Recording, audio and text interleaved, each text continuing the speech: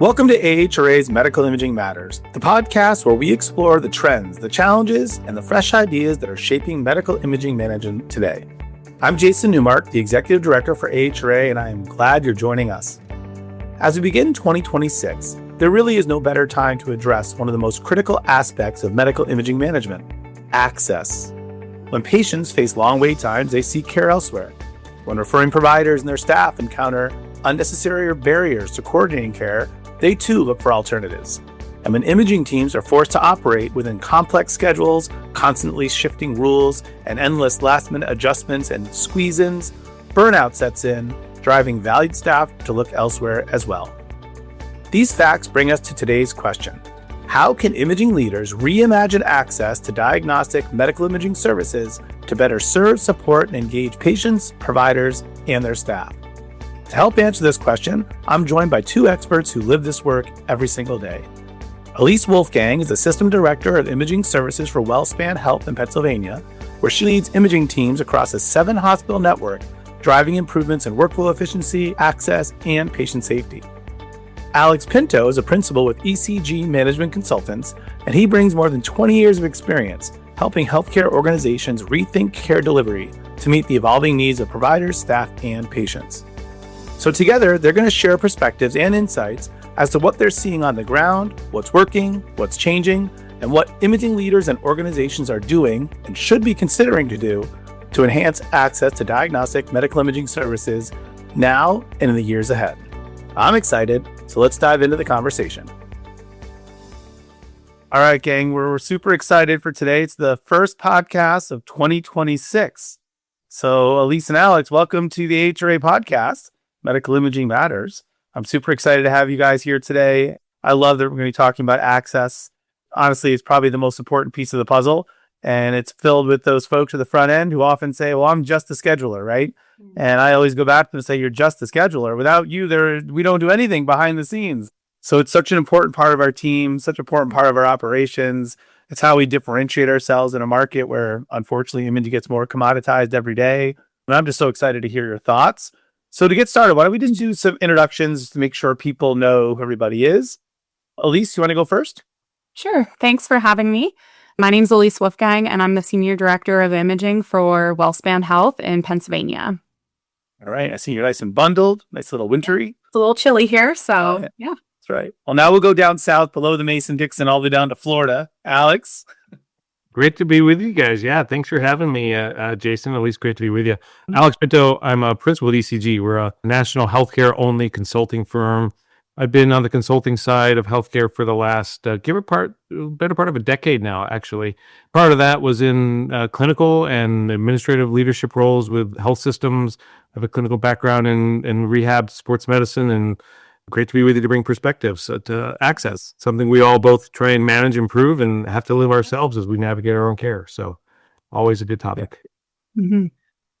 Great. Well, we'll start it. Maybe Alex, I'll start with you. I was thinking about how to best dive in here. And maybe just because you get a chance to travel around the country and maybe you can give us some perspectives, just more of a national trends. And maybe you can talk access, globally, and then sort of help us start to lean it in more towards the medical imaging and the diagnostic services side. And then Elyce will ping over to you to get some perspectives of just sort of what you're seeing in trends, what you guys are dealing with day to day, and kind of let's just start from there. Yeah, love the open-ended opener here. As we look nationally, as I travel nationally, and right now I've got clients everywhere from Alaska to Boston, we're seeing access as a common theme to the efficiency and quality of care delivery, but also a core growth element as well. Health systems are competing for more margin on slim margins, and imaging is certainly a place where, when run correctly, can be a strong contribution margin to the health system. We can then probably divide it into two categories. The organizations that are working on foundational access, the simple aspects of how do we build a template? How do we manage our resources and commoditize that to inventory for our appointments to be offered? And then on the flip side of that, more advanced organizations, those that already have the blocking and tackling solved for, but now we're trying to connect more dynamically with their customers, their patients. Those are organizations working on ticket-based scheduling, online scheduling, and more advanced methods to offer their patients availability of care. It's a challenge. Every organization fits into one of those two, more than likely. And it's especially true in diagnostic imaging. I'll give you one more just quick thought here, and then happy to hear Elyce's perspective. What we see on the imaging side is it's so critical to the patient journey because it is both a destination for patients who originate for care and are referred to imaging services, as well as a stop on their journey. Patients who receive a referral need imaging to clarify a diagnosis and then continue forward. Whether that's oncology or cardiac services or what have you, imaging is critical to both service the destination and as a critical part of the patient throughput on their journey. Elyce, you want to offer some thoughts? So that was great, Alex. It's good high-level perspective. I really like the idea of the basic and the advanced. So we're going to dive into some of those things in a little more detail. But Elyce, just some thoughts from you, so as we sort of lowering the plane into the imaging space. Yeah, so in my experience, we're a pretty large health system at WellSpan. And so in our day-to-day, some of the metrics that we are using to measure patient access are our third next available appointment. So how many days out are we scheduling for each modality in each location that we offer that modality? And what we're seeing pretty consistently is certain modalities are trending upward as the demand increases, but our resources haven't changed. So I think a really good example of that is MRI. Demand for MRI appointments has increased exponentially over the last several years. There's just more advanced technologies that are on the market now where you can visualize things better with MR. So we're seeing a lot of growth in that area. But, MRIs are expensive. They take up a lot of space. And so it's difficult to add additional resources where needed. So we've had to kind of be a little more flexible in how we're approaching that problem, right? So some of the things that we've been looking at specific to MR access have been like, our templates built out correctly. Alex, you kind of mentioned that in your summary of what you're seeing. Do we have templates scheduled out every 45 minutes for a time slot, or can we really whittle that down to 30 minutes or even maybe 20 minutes in some cases? So working towards right sizing our Epic templates to the demand and still ensuring that patient receives the right level of care. And then also balancing out in our inpatient-centric scanners or our hospital-based scanners. We kind of do an offering of ED inpatient and outpatient appointments there. So one specific project that we recently did at one of my sites was look at the fill rate of our inpatient slots. So we noticed routinely throughout the week, there were about 16 slots every single week that we had held, reserved for an inpatient slot that went unfilled. So, we started small. We said, let's cut that in half and take 8 of those slots every week, convert it to an outpatient slot. So there you're creating outpatient access, but you're still kind of maintaining some of those inpatient slots just to make sure that your HOC status doesn't go crazy with, having an imbalance of those ED inpatient slots. So we've increased access there, and we're going to be spreading that out to our other sites as well because it is working so well at that one location. So that's just one of the things that we've been looking at to increase access for our outpatients. Yeah. I want to dive into that a little more, Alex. Maybe you can jump in because that was definitely on my list. Sort of the organizations where you're sharing your equipment with inpatients, outpatients, and the ED. Right? That magic formula of how do you make sure you're using it efficiently and that you're optimizing your access to those services. Alex, you and I, we were traveling at a place, very similar story to Elyce, when we said, talk to us about the blocks that are in your schedule. And there were blocks for inpatients. There were even blocks for some really interesting, complex studies, we'll say, right? I think Alex asked the question. So, well, how many times do you guys do that study in a year? And they're like, well, we did one. Well, did one? Well, you block every single week, like you're holding spots out. So I don't know, Alex, do you have any thoughts? Because I know you've done a lot here in this space, just in terms of whether that's extending hours or things people can do when you're trying to share resources. I love what Elyce explained. That's a really great idea. Is there anything else you would add to that in terms of them assessing the use of the box and things like that? Yeah. One of the concepts I've been using a lot is an analogy to retail. If we're in any retail business other than healthcare, we have to sell a product. And to sell that product, we need inventory. We need a storeroom behind the scenes where we're keeping all of our inventory on the shelves ready to move. And good retailers know how long it takes to turn over their inventory. They know when their inventory spoils, it has to be thrown out. They know how much customer breakage happens. Those are things we've not mastered in healthcare yet. And I would challenge us let's think about our templates and our assets as inventory. So on any given day, how much inventory are we able to offer? How are we selling all that inventory? At the end of the day, if we didn't fill a slot, that's spoilage. If at the end of the day, we used 45 minutes when it could have been 30, that's breakage. And it's up to us as good managers of the retail business to manage that supply. Now, I'll take this a step further to say we should understand our inventory at a higher level. To use a very basic example in diagnostic imaging, mammography. There's so many screening mammographies that we'll do every day. And it should be fairly reliable for us to predict what percentage of our screens need to come back for diagnostic services. So if we know a rough percentage of our patient population needs a certain amount of diagnostic, and we know how many screens we're doing, we should be able to correctly reserve inventory, time, and appointments for those diagnostic imaging. Problem is we don't always think of it that way.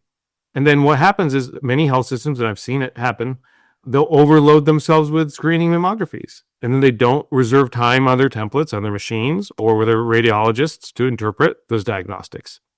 But it's a simple equation. And if we were Target or Walmart, we probably already have it figured out.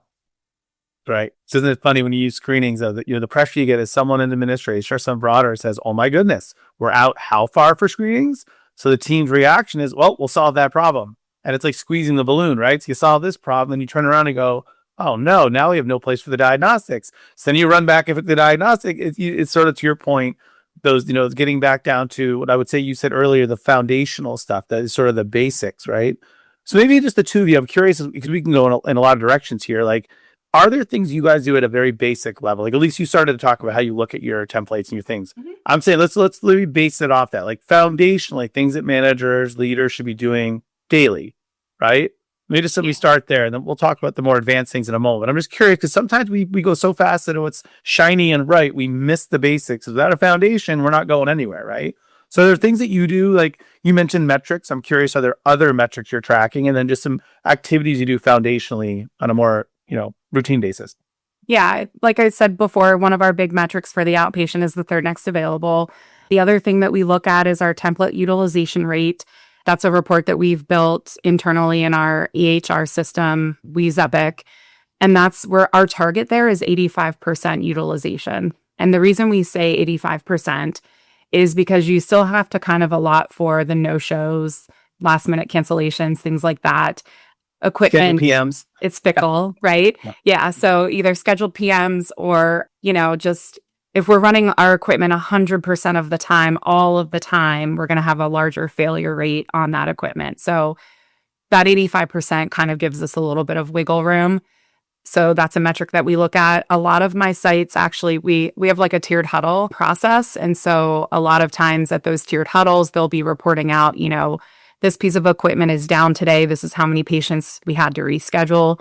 So we track and trend that. Daily statistics. So how many did we complete yesterday? And then just generally all of the turnaround times, right? So the time the order was placed to the time we got it scheduled to the time we started the procedure.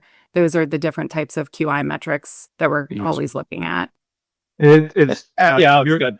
Yeah, the third next available reference is a good one. It's a good metric. We've got decades of data to help support it. I'm starting to challenge organizations. So at least workshop this with me. We're challenging organizations to we still use it, but augment or look at other metrics more closely. Yes. And the reason for that is third next available, when originally conceptualized, everything moved a little bit slower. Like we didn't have online scheduling. We didn't have the same fill rate pressures.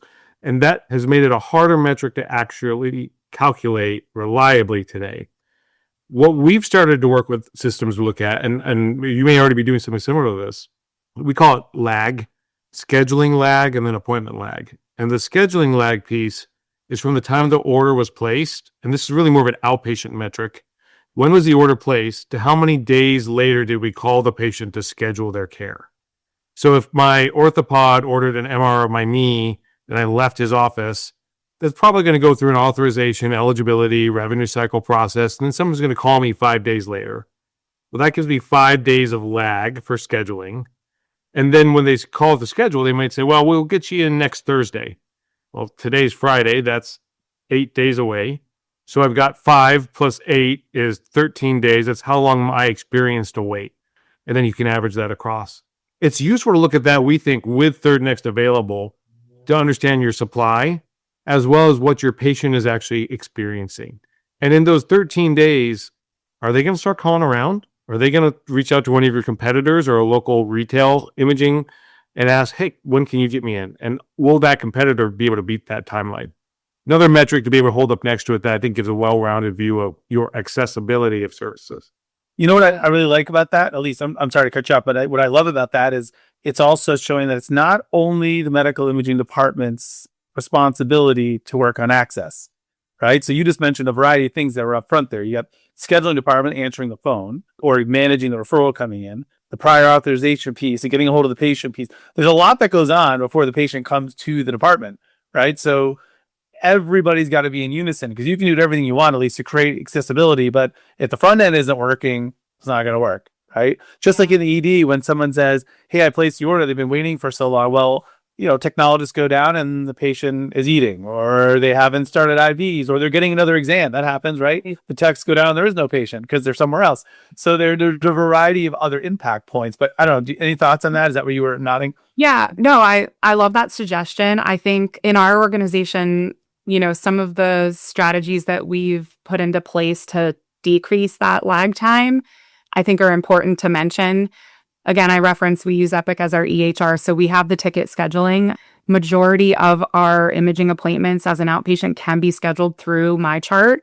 So as soon as the ordering provider places that order, the patient gets a notification that they can schedule through MyChart, which I think is a huge help. It takes the load off of our patient access folks, right, who are scheduling for things other than imaging. And then that way the patient kind of has that autonomy to select when they want to schedule and where they want to schedule. So I think that's been a pretty big game changer for us. Now, let's say it is an MRI and they fill out the screening form and answer yes to an implant question. Then it might, stop the line there and say, hey, you need to call to schedule this. Sure. But those, the majority can schedule through MyChart. The other thing we do a little differently than I think some places might is, again, once that order is placed, if they don't have MyChart, they will send it to auto call. So day one, the patient will get an automated call or text message from our call center, informing them again that they have an imaging order that they can schedule. They can click a link and it'll take them to sign up for MyChart, or they can call our call center directly. If they don't respond at that point in time, they wait, I believe, 3 days, and then another auto call goes out to the patient.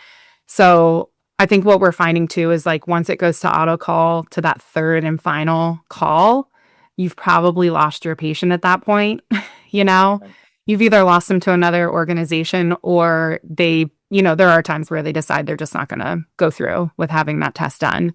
But I think those two big things have been huge for us. Again, just giving that autonomy to the patient. One of the big things we've been learning, and actually learning this from a health system, we were very much on building and recommending ticket-based build out and more MyChart direct scheduling, open scheduling platforms. This health system, and I think they were right, their outlook was ticket-based scheduling is good, but now we're relying on our patient to leave our office, wait on a ticket, get the ticket, log into MyChart, navigate MyChart, and then schedule it. And their perspective was, if our patient's in front of us right now, we just need to schedule them in front of us right now. We do that as well. And the barrier being that we have to solve for some of the revenue cycle pieces or have confidence that we can clean the revenue cycle before the date of the appointment. But the more we can move to that point of service real-time scheduling model, the more you'll be able to capture and not have to wait on that third. I don't know. I'm glad to hear you're doing some of that now. Yeah, I forgot to mention that one too, but we do have direct scheduling. So before the patient even leaves the doctor's office, they can schedule their imaging appointment for them. Yeah. I'd be curious what your percent is and how do you target improvements? Yeah. And do you, if you measure patient arrival rates for scheduling platform, if they schedule point of service, MyChart, or ticket, do they have a different arrival rate, materially different arrival rate versus? That would be, thanks for mentioning that. I would love to look at that. I haven't looked at that. And that's what I love about this group being a part of AHRA, just putting in a little plug, is the fact that like we can have these conversations and say like, oh my gosh, I never thought about that. Like that's something I want to look into, right? So thank you, Alex. Yeah. I will do that. I do know about 30% of our patients do schedule their appointments online through MyChart. So we do track that data, but not the one you just mentioned. So yeah, that'd be cool to look at. But there's always someone doing it different and better out there. Like we're always chasing ourselves in circles. And I think that's a reassurance to any member who might be listening to the call. There's probably things that you do that are really cool that the rest of the membership can learn from, and things that we're going to bring up that offer insights and ideas for you. And hopefully this helps foster that exact collaboration. So yeah, I also love that people sometimes say, well, I don't have anything to share. I'm like, trust me, you're going to think it's basic for you, and someone else is going to say, we never thought of that. Right. So no, you guys mentioned, so I'm learning about these things. We didn't have Epic at the organization I was in. So some of the tools and some of the things, I think I appreciate how they work, and I've been around enough to understand. Are there other tools? Are you guys starting to see more, like AI? You talk about safe self-scheduling or different tools. Like we came across a partner who had something that was basically all voice activated, and you never really spoke to a real person, and you could specifically like scheduling a screening mammo or things like that, just flew right through the system. Are you guys starting to see more use of that or more technologies coming into this space? I'm just always curious of what's coming down the pipe, to help with that patient experience and the referrers, things like that. I mean, I am. Our organization partners with Hippocratic AI, which is an AI company. They have a online assistant named Anna, who is that AI assistant that can call patients with reminders, things like that. So far, the only imaging specific implementation that we have online right now is that she's calling patients with negative screening mammography results. Of course, they still get their MQSA letter in the mail, but they'll get that phone call within 24 hours, which is reassuring to the patient, right? That, hey, everything looks good on your screening mammogram. Would you like to schedule your appointment for next year, right? And then today, it will link them to our call center or refer them back to my WellSpan or MyChart to schedule that online. But our goal moving forward, I think, is to work towards what you're talking about, Jason, which would be like a scheduling agent, but this AI assistant that could help with that. I love about Total Cyber when you said the name was Anna. I'm like, at least it wasn't Megan or Megan 2.0 from the horror movies. I was like, don't go down that path. Bad joke, but I couldn't miss it. That's okay. No, but I think it's funny because like I'm always the old school, right? I want to talk to somebody. I want to hear a live body. I want to go that route. But some of what I'm hearing is some of these technologies, maybe Alex, you can speak to it, is that they actually work really well. And if done seamlessly in some of the more basic type of scheduling or things that don't take a lot of, tons of prepping and pre-information stuff, it can be pretty seamless, right? Is that, Alex, that what you're starting to see? Yeah. So a couple quick plugs here. One is, and Jason, unrelated to AI, you called us out. We've talked a lot about Epic, whether you're on Cerner or Allscripts or any other major platform, they all have similar functionality. The wording might be a little bit different and how they achieve the outcome might be a little bit different, but everything we've been talking about so far is feasible on all of the major platforms. From an AI perspective, if I'm a little bit more of the pessimist in the room, I actually don't think we're replacing the volume of calls with live agents in the next 5 years.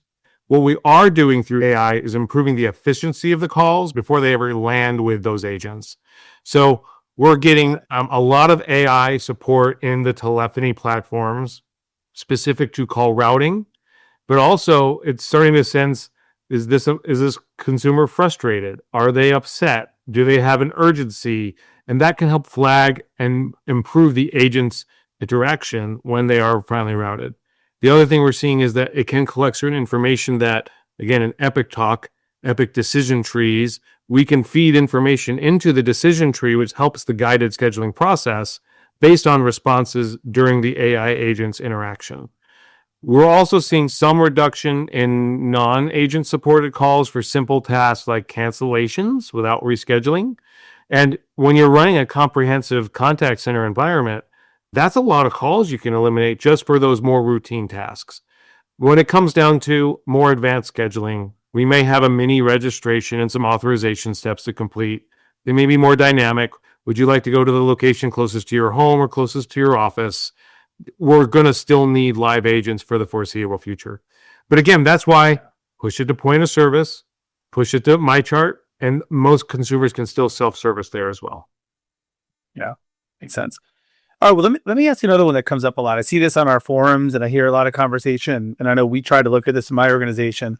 Are you seeing any folks that have figured out how to schedule the inpatients who are being discharged? They're ready to go home, right? But they need follow-up imaging, and you don't want them to get it done while they're there because that's going to, increase length of stay. So are you seeing anything or tools or people rolling out any practices where you're scheduling the folks for their outpatient procedures before they leave? I'm picturing like the retail pharmacy model, right? Where you bring them the meds before they leave, right? They get all the information, but now you're leaving and you're like, listen, we have some follow-up things to do. Are you guys playing that? Are you seeing that at all, Elyce, in your organization, or Alex, you seeing that come up at all? Not yet. I think that would be a great thing to explore for sure. We've tried in previous in smaller settings like post-stroke follow-up care, right?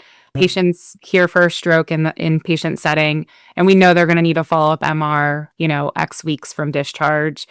Trying to make sure that we do get that scheduled before they get discharged is sometimes tricky in the EHR, but small pockets like that we're working on, but I would like to see that larger scope.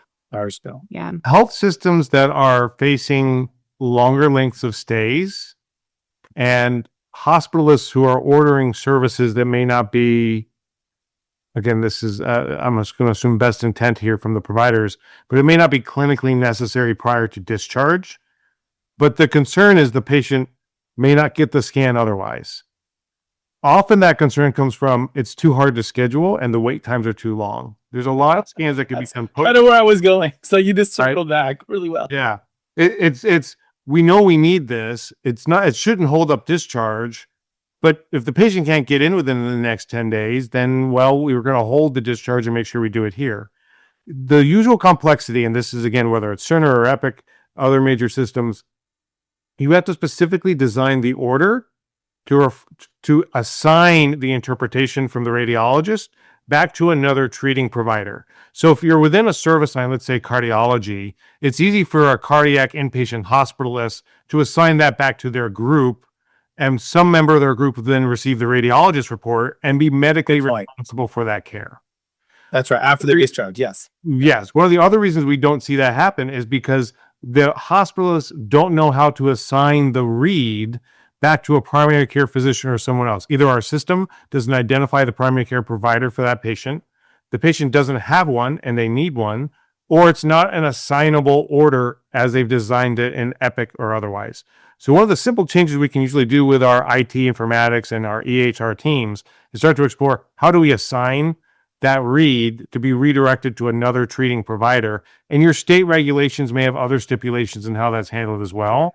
But if you can clear that hurdle and you can create the access availability, you've got a pretty good pipeline to place that order for post-discharge, reduce your length of stay. And by the way, if you're getting paid under a DRG for that inpatient stay, now that's a billable encounter on the back end. So there's an increase in revenue potential here as well. That's right. That's right. And at the end of the day, right, the better care because the people are getting the follow-up care they need and the things they need to do. So perfect. Well, let me answer this. Probably want towards. Sorry, you probably want that the outpatient physician being the one helping to manage that care on the backside. The hospitalist may be inappropriately aligned with managing some of that additional imaging outcome. Yeah, no, like 100%. I mean, I can give you examples of this where it used to happen in the laboratory a lot, where people would order something while the patient was an inpatient that had to be sent out. That would take like 2 weeks for the results to come back. The results would then come back, and everyone said, well, who's responsible for the results? The patient's not here. And that was the same thing, as you said, assigning the read or finding that the doctor is going to take care of the patient, actually follow up with something and understand why this test was ordered in the first place. But I think it's a real interesting opportunity. I'd love to dive into that, over the next several months as we work together, because maybe one thing we could do is we're getting, close to wrapping up, just because obviously we could talk all sorts of angles, but the two of you are on our best practices task force that we started last year, right? So Alex, I reached out to you as sort of a friend and colleague, and we worked together over the years, trying to get some best practices. And Elyce, you and a number of other AHRA members raised their hand and joined our task force. And we have the survey that's out now. Anything you want to weigh in just about that in terms of, because there's a lot of metrics there that we're looking for, just to speak to that. And hopefully the results will be available early 26 as we're kind of waiting for more responses to come in. But anything you want to share there? From my perspective as a, imaging director, I think it's super important that we share with each other like we said earlier, just like shared learnings, best practices, especially when it comes to imaging specific data. So there's a lot of data out there in the healthcare world, right? But typically in the hospital setting, a lot of that is derived off of like nursing productivity, which doesn't necessarily align with imaging productivity.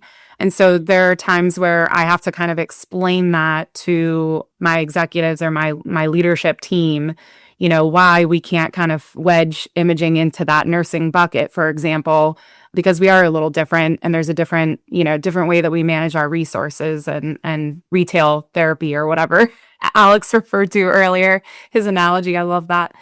But that's where I think having certain benchmarking data that we can share with our leadership teams locally to say like, yeah, hey, WellSpan is doing a great job with their next available or with these turnaround times for CT, MR, whatever the case may be. Or it could say like, hey, we need to get it in gear here and like figure out why we're not matching up with another similar sized health system, right?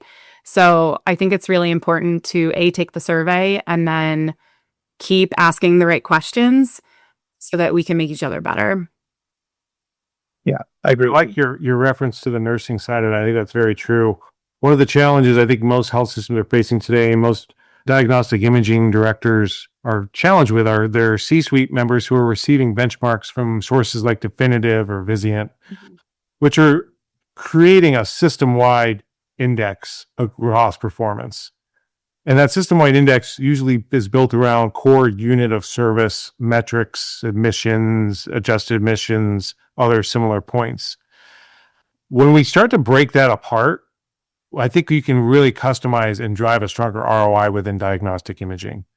And that's my challenge to the membership is let's actually put diagnostic imaging leaders at the front of these types of surveys. Because Vizient, Definitive, et cetera, this is an afterthought for them rather than a primary concern around driving strong data.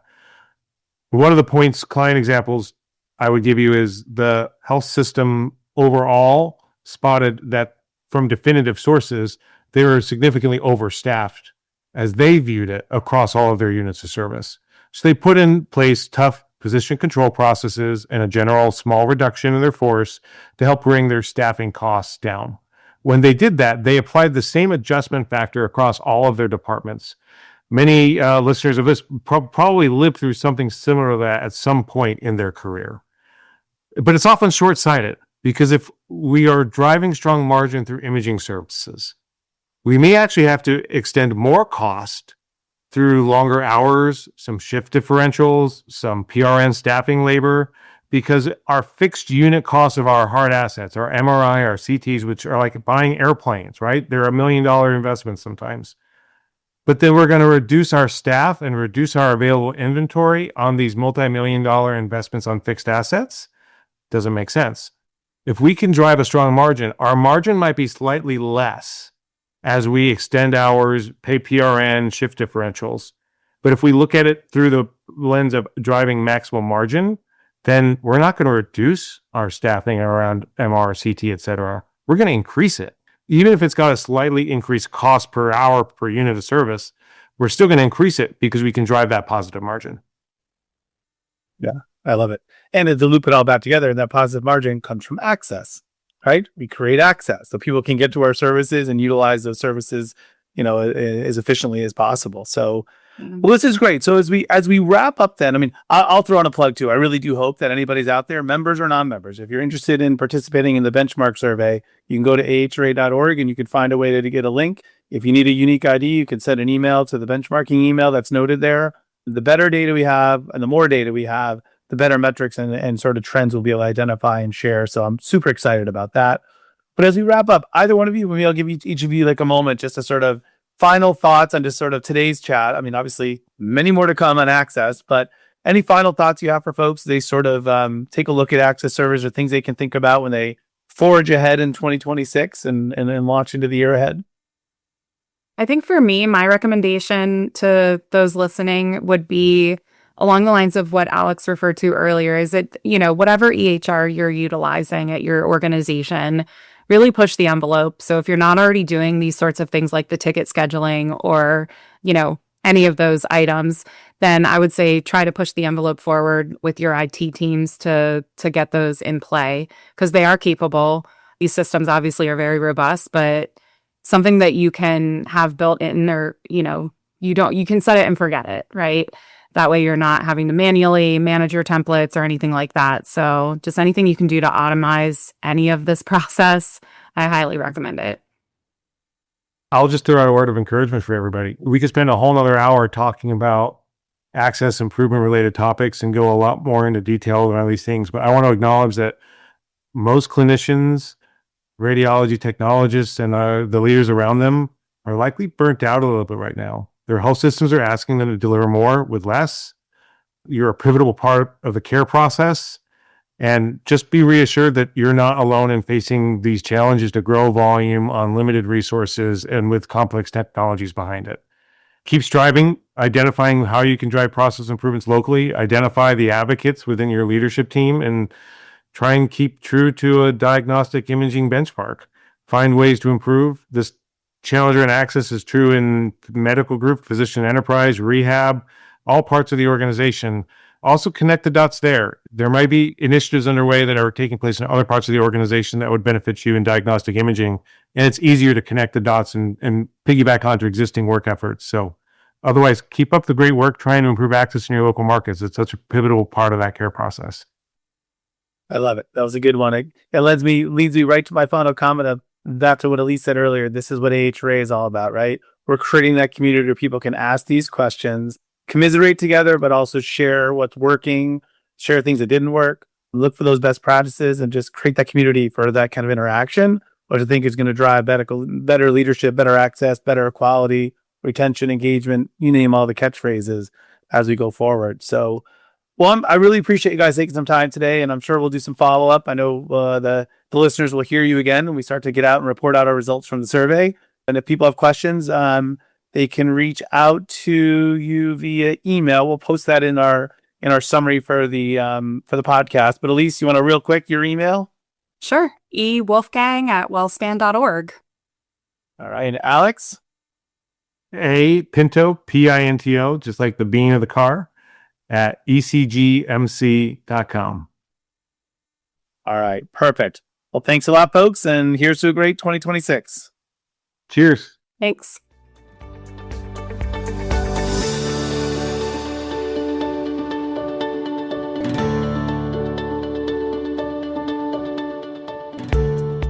Thanks for listening to Medical Imaging Matters, a podcast from AHRA, the Association for Medical Imaging Management.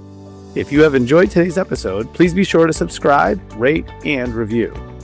AHRA is proud to be the trusted association for medical imaging management professionals, offering career development programs, a comprehensive selection of educational conferences and seminars, networking opportunities, award-winning publications, the certified radiology CRA credential, and so much more. To discover all AHRA has to offer, visit our website at ahra.org. Until next time.